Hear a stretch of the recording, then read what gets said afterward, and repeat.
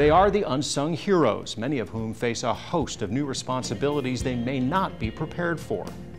The profile of the family caregiver is changing as the population ages, according to a new research study called Caregiving in the U.S. 2015. The typical caregiver who provides unpaid care for 21 hours a week or more has been caregiving for an average of 5.5 years and expects to continue care for another 5 years. Nearly half of these higher-hour caregivers report high emotional stress.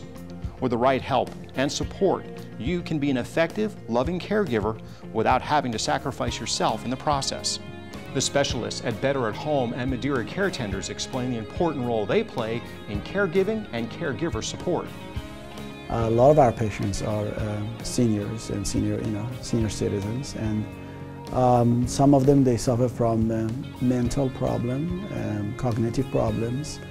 They're lonely, they're disabled, and sometimes they may not be able to actually speak about their problems clearly. We offer caregiver support in the home as well, and educating the caregiver on what they're seeing is normal, how to cope with those changes.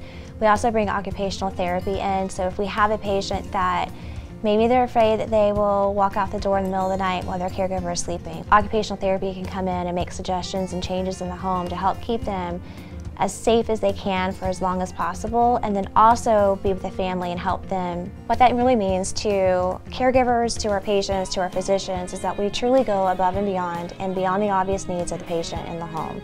That could be an example, if we're in the home to do wound care, that stethoscope is still always on that heart. Patients have comorbidities. We may have an order to go out and do wound care, but we're assessing the full patient every single time. When the time comes to make that decision, if they can no longer safely remain in their home, or if the care begins to get too much for the caregiver that's there, helping them transition to when is the right time to transition them to a facility. That's always a tough decision to make, and we're there with that guiding hand to help those loved ones as much as possible, and to offer insights. The biggest thing we can offer is that support to the caregiver in the home.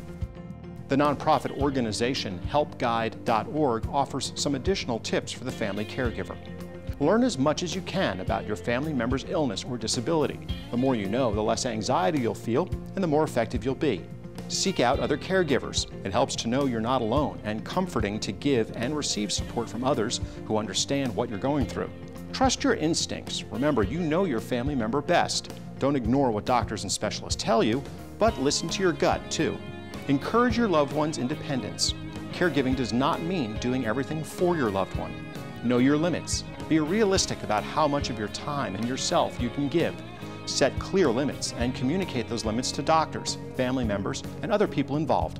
If you'd like more information on the home health services offered by Better at Home and Mederi Caretenders, follow the Family Caregiving Story Link icon on our homepage at yourhometownhealth.com.